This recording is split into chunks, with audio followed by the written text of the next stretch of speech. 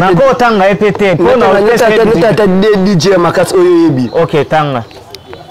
DJ Glody. Ouais, DJ Glody, Aza Mutunangai. Ouais.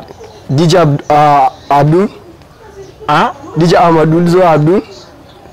Yewana Amadou. DJ Amadou. Soki Amadou. Ezalambala. Amadou na ko pesa visibilité te. Non, Aza et puis ba makambo azoloba yo bundela Congo na nini yo sala nini. Na zape DJ salpe fierté mboko. Asali nini na ko mixer na ba. Soki mutu aza na esprit wana ya ke okobangisa moningo kimisa moninga Congo ekozala te po toza eloko moko RDC eloko ya makasi eloko batu bazobosa na yango wana. Ezaleti le padre azobeta tout le monde aza informé que le 24 juin événement eza moko à quoi bon panneau ou pas ou publicité nini mais okomona ka spectacle ekosala et surtout que le padre ayembaka fara na public et babiloko wana komata ngongomba oyo ke de l'autre côté soki bameki mingongo ekatani et ça la kabiete kozala maltraité par tes propres confrères bande konayo bazo manipuler yo Rwanda boye mais surtout nga moko naza victime ya eloko wana victime ya ki Rwanda wana et ça la ne passe et ça la passe parce que ezaneti papa zoye bisamona naye wa mwana ngati ozamona ngati. Non, c'est pas ça, Efrador. Omoni bati kaka babiloko wana. Moko pe totali simatozongi bato. Lelo soki tozo te ya na ba église to bongo la mité. Eza pona ko garder moko ba rancune te. Soki otali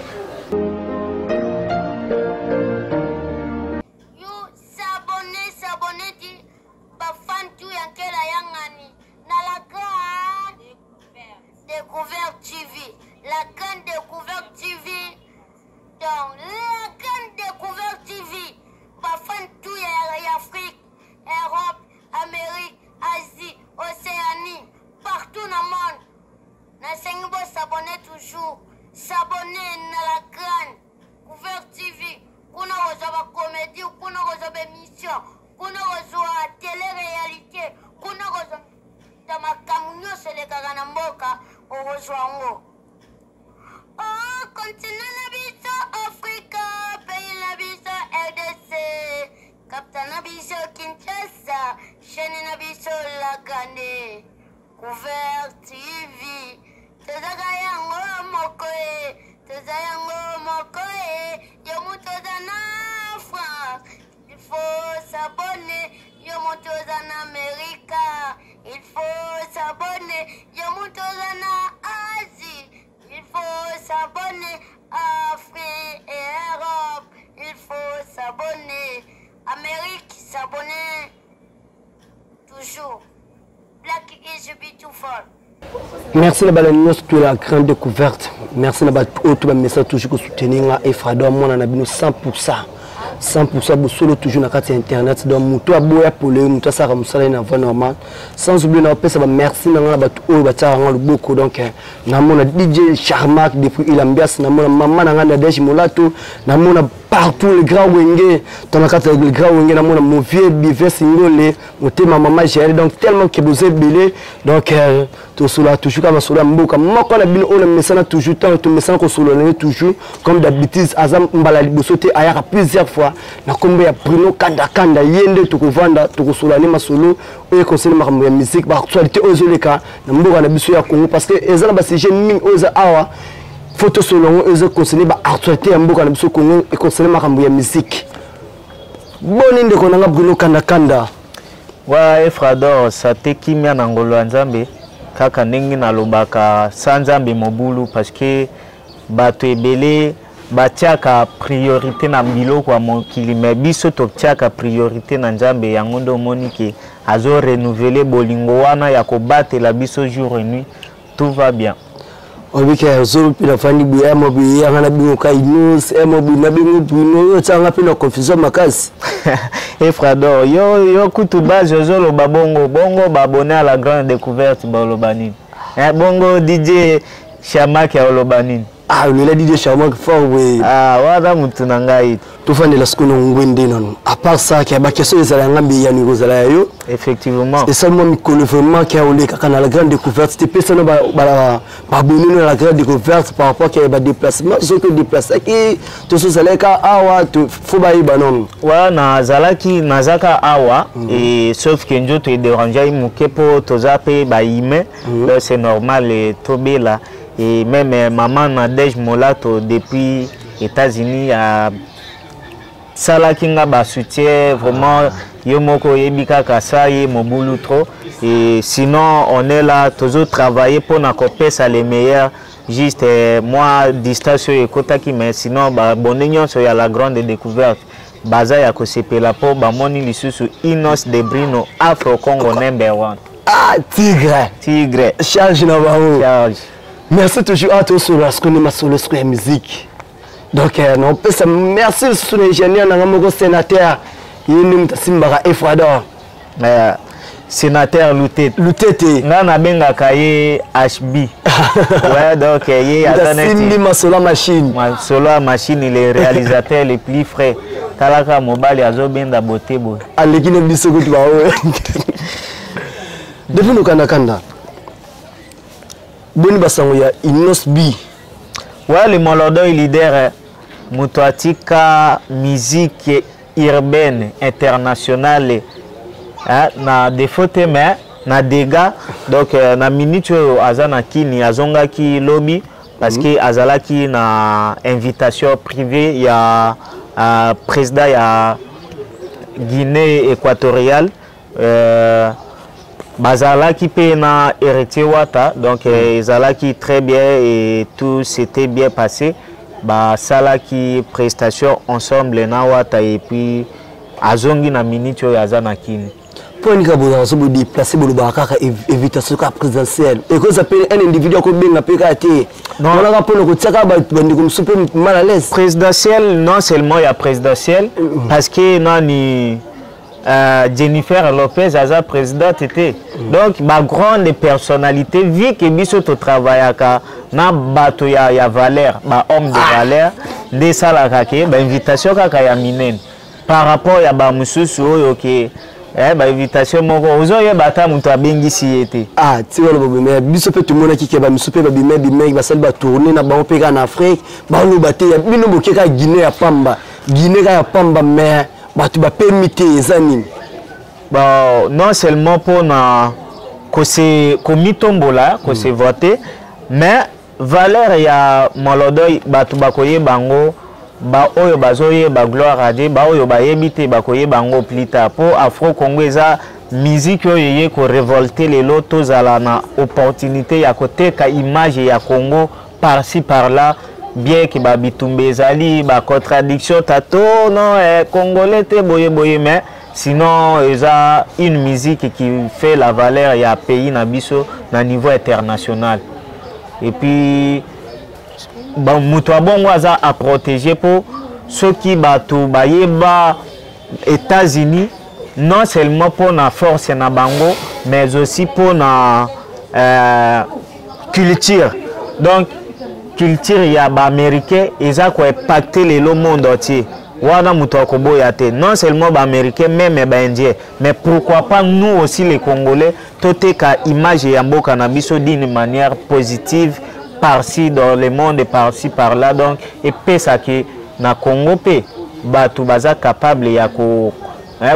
faire impacter ba pays mosusu ouais tout ko ya par rapport à ndima mutu lo ba awa n'habité par rapport ya ba gimana yo papa il y a une autre déclaration à la conférence des princes ou le baki qui est le sous offre il y a ko beta na Rwanda à cause de la d'accord il y a ça ennemi ba Rwanda te il ennemi na biso ça Paul Kagame régime en place mais population ça na ennemi na on tout le monde ba polémique les cas qui a tellement makas par rapport à yo attaque moi na mboka tout ça qui fanatique à part tout ça qui me seul à part à ce cause de la d'accord na ba propos ya Inosbi parce que ezapena na moko na bango peke oza grand frère papa na yepe autoki ça pe conférence a boyaki après Innocent mais hier Innocent le baki liboso mais ba déclaration et c'est là que ndingeni nani wana boyaki mais oui on a autre à cause un contre battu belé tout baboy mais mais ça estimant bato ningiama à travers yo répondre il y a Molodoy omoni compréhension ya ba congolais des alaka difficile parce que ce que zo mona lelo bato ebele yo yebisi 1 plus 1 égale 2 il y a 1 plus 1 abakisa su Canada te ako matina 3 parce que le niveau de compréhension est trop bas, ce qui fait que Moutoua Lobi eloko na ndenge ya tout droit, il faut bakisa moi ba épice ba mongo ba pilipili. Eza bien te toti kaka ba biloko wana. Déclaration ezalaki claire et nette. Oyo ke na koki ko se produire na Rwanda ce qui est. Et puis c'est pas un problème. Et y pété et ça pété batikali ko solliciter le comme ça batu ezanene ke biso na Rwanda na minute oyo bolingo wana ezate donc tozo considérer même pas bango comment yo ko ça parce que batu bele babike no ça rwandais bona bo non c'est pas ça efrador omoni batika ka babiloko wana moko pe totali sima tozongi bato lelo soki tozo te ya na ba église to bongo la mitema eza pona ko garder moko ba rankinité soki otali en réalité boy kaka ndenga alobaki peuple rwandais non mais régime en place peut-être on peut dire que Kagame na batuna ye là on peut pas accepter même mutu congolais angwaza ya posa soit fait ya mbongo ndenge nini akondimate mais Rwanda eza pays oyo on peut se produire na musique. Et ça peut être aussi une opportunité à se réconcilier à travers la musique aux hommes. Donc il faut au sali eloko moko boye impacter bato et toucher bato. Ba négociation mususu elekaka d'une manière ou d'une autre. Pourquoi pas à travers la musique ya Molodoy, tout le monde appelle lobby qui m'écoute. Aux hommes, si koyo eye nango pété, eza pété, asali pété. C'était juste une déclaration OK. Compréhension des alaki mabe mais aza clair na argument na ye mais ce qui sinon pour nanga nazo pesa kaka les gens leaders trop de force parce que et ça la kabiete kozala maltraité par tes propres confrères bandeko na yo bazo manipuler yo Rwanda boye mais surtout nga moko naza victime ya eloko wana victime ya ki Rwanda wana et c'est ça la et ça la passe parce que les années papa zoye bisamona naye ça fait très mal mais sinon ba oyo baza conscient batike loko wana en dehors ya ki fanatisme o batia alongwa kuna petit wana Rwanda alenga boye mais en réalité biso toza ba jeune tozo promouvoir culture na biso yambo pourquoi pas lobby peto même na niveau yo ba vie batika biso to makisa likolo depuis le Canada par rapport à la déclaration tout le monde qui après ba propos wana et puis ça qui peut moto makasi ça qui vraiment na ba réseaux sociaux partout na ba cité et le bon qui trop que ba mso bazala qui d'accord ba mso pe bazala d'accord mais tout le monde aza moko ya basala nzambe o na kombo ya papa na biso Denilis il y a cela qui est d'accord que ya kondima ba propos ya bongo après ça qui peut moins force après qui peut moins force moi et pas naie qui attaque aza leader atangi awa saba carrière ni awa abani musique na misu na bino lelo boko misiba Rwanda asa ba déclaration pe ya papa na biso Denilis yo monela ki on peut kasi yende à comprendre que makambo akutwa nazape moi place la peu moi zigzag et puis pour la première fois a impacté donc à côté na mité ma ba griffe du tigre donc là qui na biso mutu ya pétage mutu ya pétage andimi penda lobi oui soki akosala ngo parce que soki omoni lelo al pesa même exemple lobi les plus gros pasteurs voilà matete pasteur matete ozomo naza congolais siko ye kuna soki alobi a travaillé parce que ici c'est le Rwanda donc et kozala mobulu et puis surtout que ça service ya nzambe aobo yangote Denilis il a compris que les arguments de jeunes leaders ils en ont normal nde asoutenaki idée wana mais eza te ki ako soutenir na ndenge ya buzoba et puis c'est toute première fois nazomona même DJ nani soki bato bazoyebana te bo moi pas la ngande vérité ko bomba noté parce que moi na ba question na ngai yeso ko bomba te oh DJ nani tanga komba DJ ngote DJ soki nani on ayebi écoute oyemi parce que yo okakini oyo nani babenga ye nani depuis nous allons vérité DJ moko boye alekaki asali te ba live on a recadrer juste que yeta garder bon Denis le Seigneur bi Denis de répondre bepo na ye na yebi nde ete na yebi ata na so moko te nani franchement ce que yebi oko edenga te ngala yebi nga te parce que kombe koya mais c'est na nani nako tanga epete pona tata DJ makas oyo yebi OK tanga DJ Glody ouais DJ Glody aza mutu na ngai ouais DJ Abdul DJ Amadou zo Abdul ye wana Amadou DJ Amadou soki Amadou ezala mbala Amadou te na ko pesa visibilité te non aza et puis ba makambo azoloba yo bundela Congo na nini yo sala nini na zape DJ salpe fierté mboko asali nini na ko mixer na ba comme le remixer ezali pananguba ko mixer ka pamwe na ngoli pananguba tala batika babiloko wana on veut la paix le Congo reste indivisible jusqu'à la fin ceux qui mutuaza na esprit wana ya ke okobangisa moningo kimisa moninga Congo ekozala te po toza eloko moko RDC eloko ya makasi eloko bato bazobosana yango wana ba esprit ya division wana eza d'ailleurs c'est ça la base ya tribalisme ouais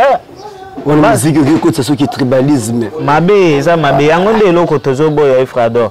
pour ça otali lelo net na FESMI Fondation Emile Soumaili Miseka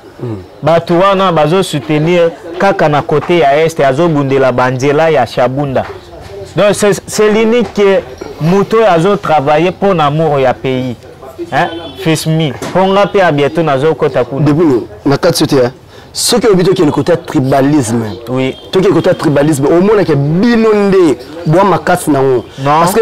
proche ya inos bimo bimba tangela mto libanda o azara o auti libanda tout autour za ka famille na ye libanda ya mboka te libanda ya mboka te que ndengo zabwe o travailler mutu mususu te mais à travers famille na ye Efrador na pesi na nombote na mama Madova Lucano moi c'est Amandefu depuis Paris yazalaka mingi na honorable Stevie Paka le presse de Bandalungwa honorable Stevie Paka m'envier d'ici là nazozela moi koli na ngai po yazalaka mingi na mama Olive Lembe Kabila mama donc eza tribalisme te Efrador eza na babiloko mususu il faut toyeba kango force ozomona neti nga na yo lelo toza na kati ya la grande découverte mama Nadège Molato atali te ke bato baza wapi aza na takutu ya koyeba te automatiquement azopesa accès yo sala po totombola eloko totombola Congo totombola makambo tribalisme même na Bible bato mibale bakoki kotambola te soki bandimani te c'est parce que les biso bazote ya biso amour de Dieu amour du prochain wana ezate kaka o aza pembeni na yo prochain wana eza tout le monde et puis biso bana lilo batokendaka au-delà prochain eza mbisi nyama ndeke moninga na yo mutu aza prochain te moninga na yo mutu aza semblable ozomona wana eza ba mateya ya likolo yo tozwaka à travers les prophètes Konde Paul Dominique donc mutu ako travailler na n'importe qui te tout le monde ayate na Front Congo na sollicité inosbina za la pembeni na yo pe babengani ye jamais tomona te c'est juste que famille na ye entourage na ye bandimi to travailler entourage de famille na ye ce n'est que normal pour ceux qui mutu ayete pour na logique ya makambo ezalaka soit yo ye vers nga soit nga na ye vers yo même Matthieu 7:7 senga bakopesa betela bakofungola siko yo beteli Afro Congo te bafungola oka pona ke wasa tubito ke na to ke musika makasi donc eza na tate sinon o azana besoin de travailler na Afro Congo oye na yo porte eza ouverte biso tu wana to koti lelo ozomona pe na ba page officielle oyo ba page ya minene bazo poster Inos de Brino place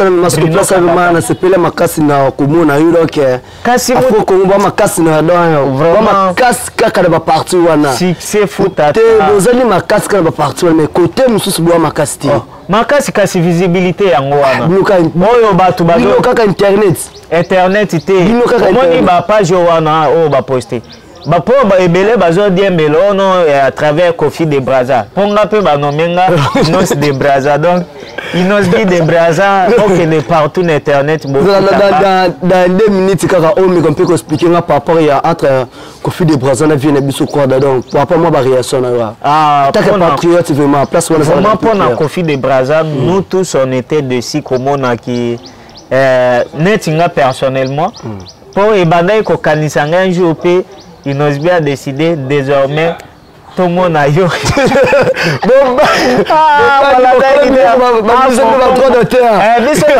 Donc c'est triste vraiment. Pour Kofi de Braza, pas question il y a Kofi et puis pas question il y a vraiment à éviter quoi. On a base Afro Congo number 1. Inos peut pas parce qu'il n'y a pas de qui peut venir. On a un leader à cause de la biloko à Bongo. Et d'ailleurs, ils allaient qui quadraté. Ils allaient qui des bureaux na yende basala qui loko wana pour na limiter quadrako bimana na média lo baka ka petit ko. Et surtout, je pas banga qui peut. Ah bangi banga la tara population de mabité. Telemela qui. Telemela ba Congo ya ba Congolais ya Kini na ba Congolais ya Braza.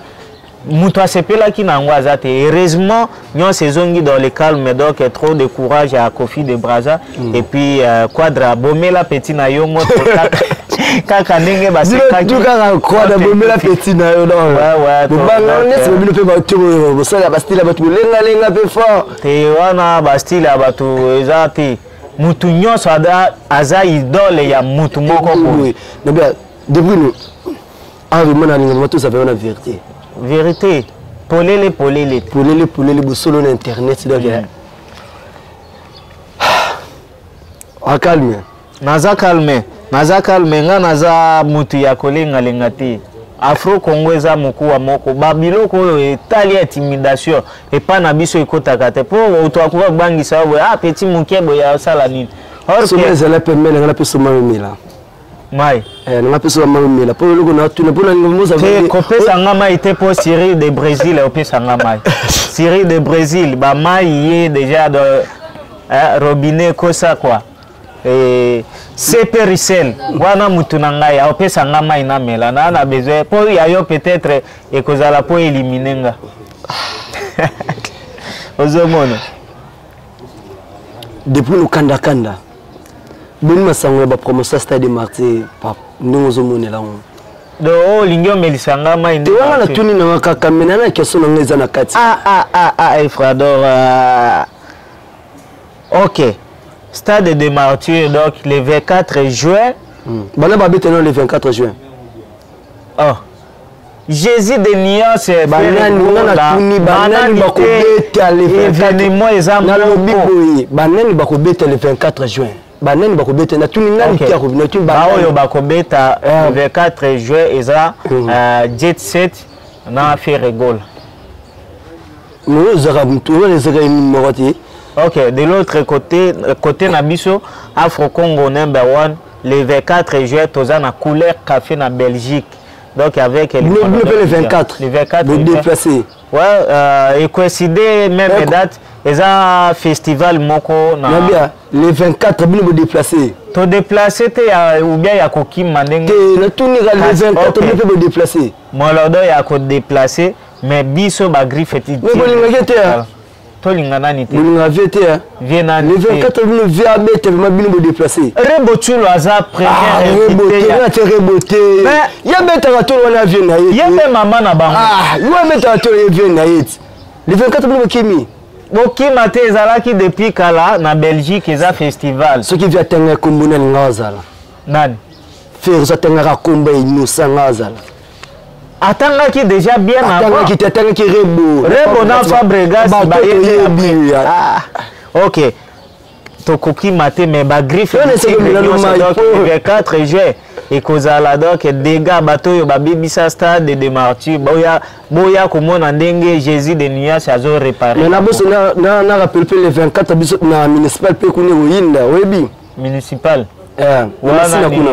nani abeta kuna nani Célio Scrum kosala assemblée te Célio azawati mtu abeta kuna mtu mususu yo yebi te na yebi et à part événement ya les padres na yebi mususu na tango le 24 na ngam to na roga na pesi bango na pesi ba batangam kuna bientôt la zone zamba sunu na ko ya kuna na le 24 to la municipal Didier Lacoste ok yangambo peut-être ndé de la famille yangambo peut-être ndé il y a Didier Lacoste mona mboka événement moko na ngambo il y a Didier Lacoste pe et Frador yo rappelle de la famille boya okimo pwani ya famille nini ya famille toyebi wata maison mère tiko tsa assemblée le 24 né de la famille Robeta kuna bah wana na yebi te mais on a zolo bezaka ka ya les padres donc il y a yebi te maintenant ce qui est le 24 pe événement pesa na stade municipal kasi na yoki nanga mais yangambo ezaka kana événement moko le 11 août avec président Yann Colère wana tozala na Yus Mikipe na Guépard de l'Afro-Congo master nanga moko donc tozala le 11 août na président Yann Colère na toto abraza tozoya wana koki matengete bilaka faire ya ouais ya faire po wana ne oyeye bani officiel oyo nyonso ya ba CCC wana na anata ya olobela ngo te quoi Frador place olinga pe na vandelo na pe makasi nango place wana vanda place nyonso kolinga po ngape nazali maître Guy Badiolo depuis États-Unis maître Guy Badiolo m'envie vraiment na mona ki message nanga au répondre te maître Guy Badiolo de Brino Inos de Brino Afro Congo number 1 papa na bango bo mama na bango rebo ile papa na bango et maman na bango wala makanisi mabea to koningisa le vek makanisi mabea na le padre makanisi mabea ya nini lisusu rebo mama na bango yosko papa na bango kasi eza bongo po biso toza couple ya flatérité ya ke okoti studio yembi babilo komo o flatter ka njele na yo biso toza logique wana na bia awa faire habita na stade Martin totika na moi ba quelques jours totika na ba quelques jours donc c'est le rajout pe makabote ano ça biso depuis déjà to commis prêt protocole le jour en to moni jour to yebi mais par rapport à l'événement de tobi que stade ta beta ma mise à beta na stade to mona ba do événement ba mfume za makasi parce que biso to za la king to na king to tira le mona activité morati à makasi anda ya ba banderole auto mona quelques banderoles que papa ya ba publicité o ndenge sali maka vraiment to mona ti na yemo ko pe kolo likambo na place azala na biso awa pour a préparer maramuna ye azana biso te na place azala na biso pété azala yemo ko akena ba musicien mais par rapport à promotion à stade Martyr par rapport à promotion wana penza c'est clair et makambo izo yebana wana na pesi na mbote na honorable Sayad Alimasi honorable Sayad Alimasi bana funa nyonso donc derrière ye ndenge bana funa baza derrière honorable Sayad na ndenge bagolois na bagoloise na ba griffe du tigre toza derrière les padres omoni babiloko mususu baloba keloko a valeur ata osaleli yango publicité te bato bakoluka kaka Frador na pesi mbote na bana kapa kuna penza base nanga bino moko boyebi donc on n'a pas besoin ya kosala publicité ya inikini pour ba studio ba ya ko s'inscrire ozomona on a net biso na église liloba na nzambe tout ça la publicité te nini te mais okomona le 2 juillet oyo stade de martyrs ekotonda bana liloba bakoya plein hein parce que babiloko a valeur normalement ils ont la visibilité mais bakosa la te ba publicité à makasi ils ont net il est pas drazo beta tout le monde a informé que les 24 juin événement eza moko à quoi bon panneau ou pas ou publicité nini mais au comment on a un spectacle ekosala et surtout que les padres ayembaka fara na public et babiloko wana ko mata ngongomba oyo ke de l'autre côté ceux qui ba meki mingonge katani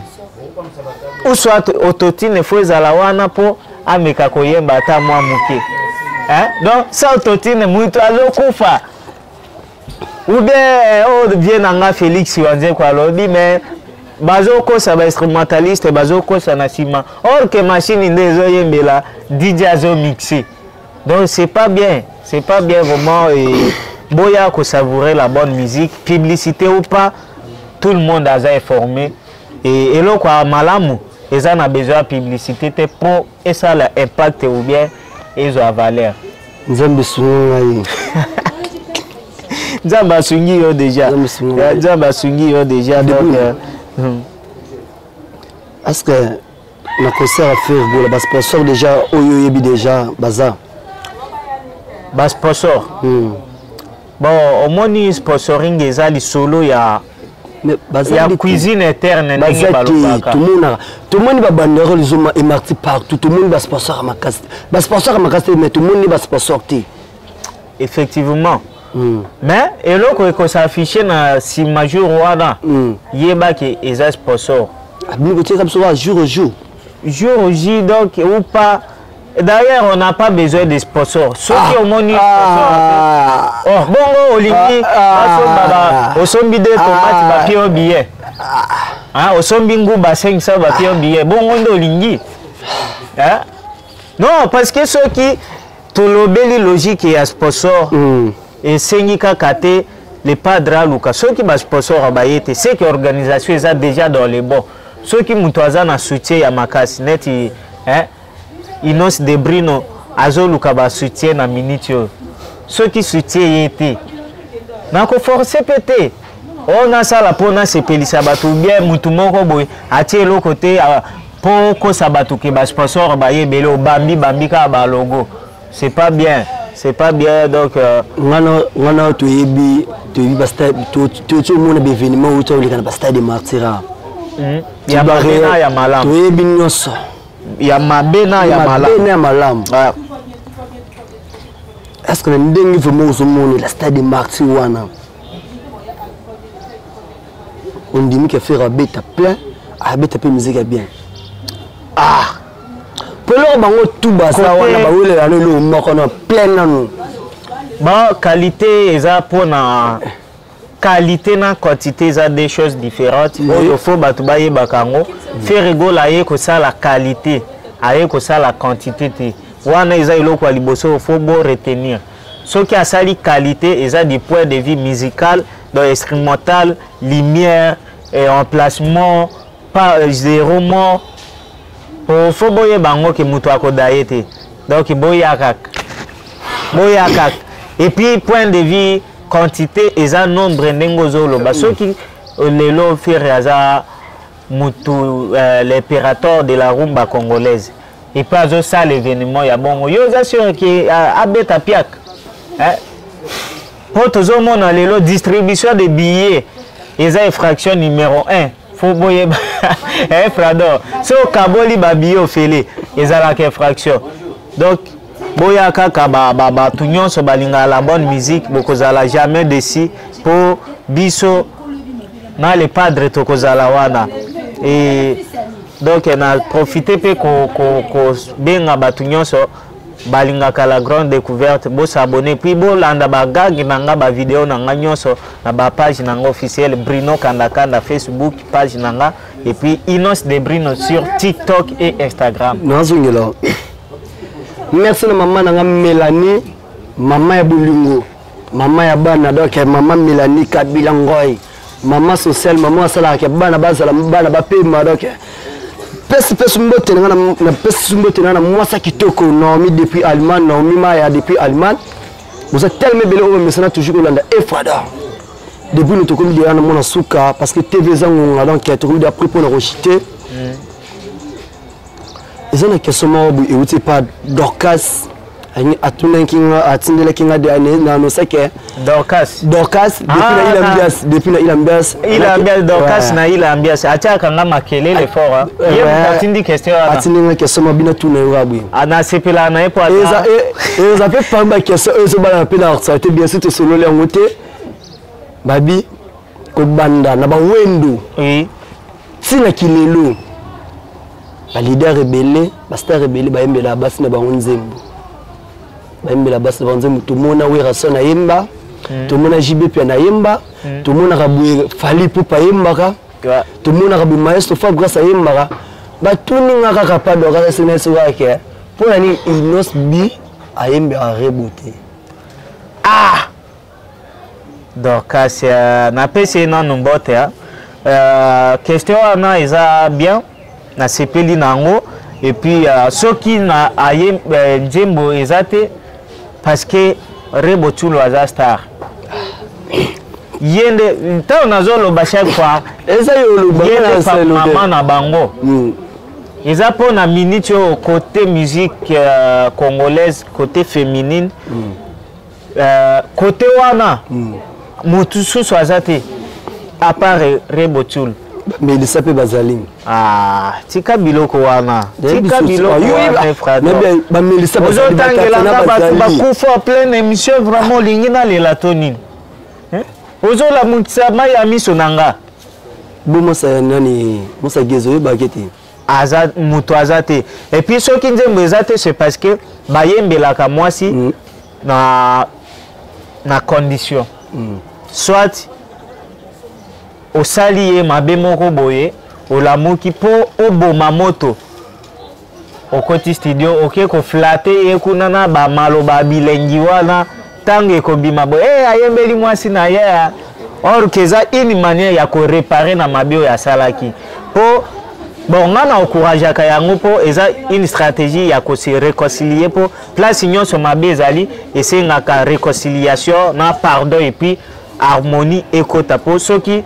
réconciliation c'est qu'il y a la division. Or que division est un domaine il y a Satan. Satan ayaka na division akabolinga na yo to komona nate oyake. Mais le fait il y a ko yemba eza ko réconcilier et puis pour na Rebotulo yé déjà azasta eza un impact ya oyembela yete po ayebani déjà donc ça n'a pas de sens. Merci quand tu es venu que TV Zangonga donc et tout la raba minute na biso. Merci l'espace au minel au besoin na biso to vandi ah espace la pesa biso il ambiance donc merci na boss malgré ça linga natanga komo na été mais na pesa ka mboti ka place azali donc merci ba auto ba mesana toujours ko landa ngai bande ko na boss na toujours ko s'abonner pe ko partager donc bon like bo taba commentaire et vous allez vraiment bien makasi. Depuis le mois quelqu'un mboti na ba oba mesana ko landa toujours na bana la grande découverte mboti parce que TV Zangonga ba mboti na ngai vraiment et j'ai tiens d'abord ya kolosé merci beaucoup na maman Nadège Molato na oyazo sala po na biso ba soutien na yo vraiment ezali ya makasi na bosanité base nyonso ya Afro Congo mon père Junior Bireyo ya zalaka mingi na Totosh Mouya et puis na bosanité base ya Afro Congo les Malodo et leader les Tigres Yemoko Presse Balume Achille Balume 10 Manvier. Donc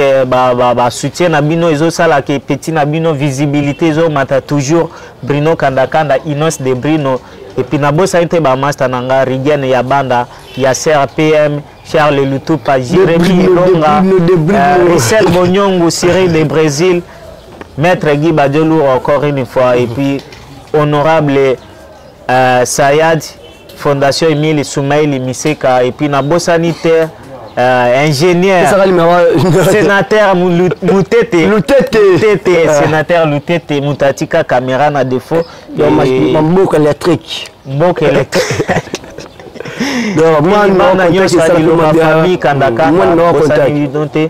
numéro de contact est 099 69 32 940 099 69 32 940 ou bien Obetika kana Facebook et page officielle Bruno Kandakanda na Instagram dans la réseau nyonso etikali Inos de Bruno okozwanga mobimba ozana besoin ya publicité production nyonso tozali programme ya ba rendez-vous na biso 21h na biso TV avec mon président Gelor Yengata et Esli Kongandobo lundi na 21h mardi na 7h pour la rediffusion par-ci par-là tous a sollicité donc beaux à la brocher. Merci de la bien nostro mais c'est toujours la touche parce que vous avez là de Bruno Kandakana na réseau matin habilité vraiment plus 243 82 95 77 16 on est numéro ya Efrador 100% bosolo l'internet mutu oyo aboya polémique mais toujours bosolo l'internet ozalaki moko ya mona na bino Efrador na yambaki zaki na songa makasa ya yambela bino de Bruno Kandakana donc bosenga ki ngape bosenga ki ba demande na kokisi sans oublier na pesi sumbote na Benedict Arisho mona ya Bibi Chamala donc na pesi ba mbote ngana bino tukutene so kitata Nzambe asungi